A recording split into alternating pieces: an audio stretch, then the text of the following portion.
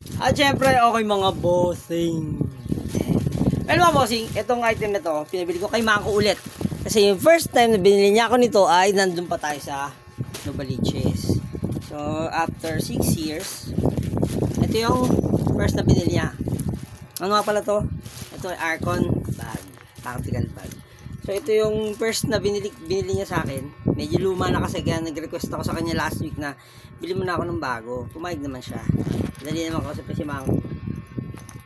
So, we will say goodbye to this bag. Salamat sa iyong serbisyo. Napakatagal. Pero maayos mo siya. Kung marunong bilang siyempre, lalaban mo lang yan. Maganda na ulit, diba? So, umorder tayo ulit. Sa ating second Archon bag.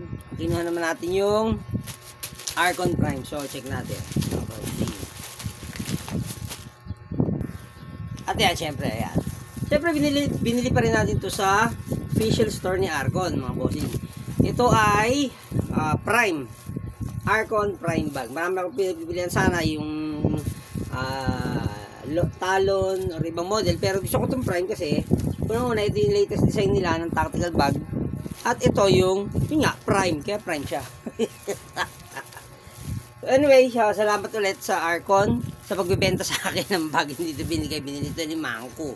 Okay mga bossing. So, tingnan natin yung siyempre no, hindi ko na kailangan sabihin kung ano dahil nagamit ko na ng 6 na taon yung isa o 5 years yata yun. So, tingnan natin. Okay, so basically yung kanyang build ay very rigid. Ballistic yung kanyang tela. Ibig sabihin ng ballistic, yan yung hindi nababasa basta-basta.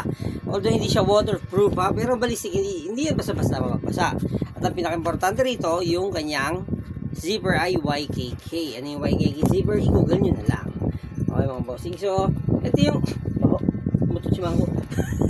So, ito yung Archon Prime. Archon Prime.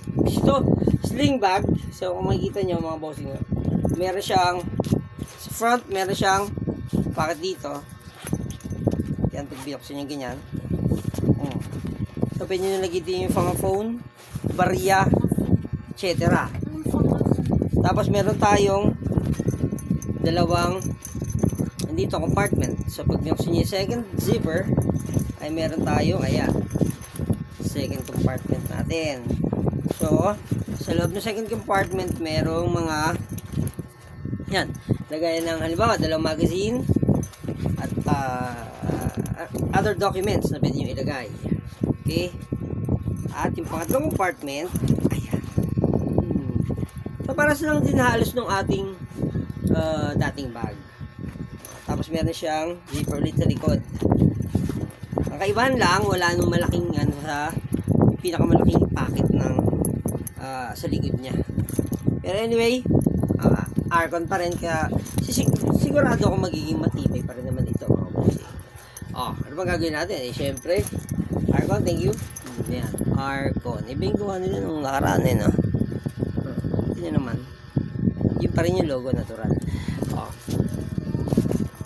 Salamat Mangko. Shoutout kay Mangko sa channel niya.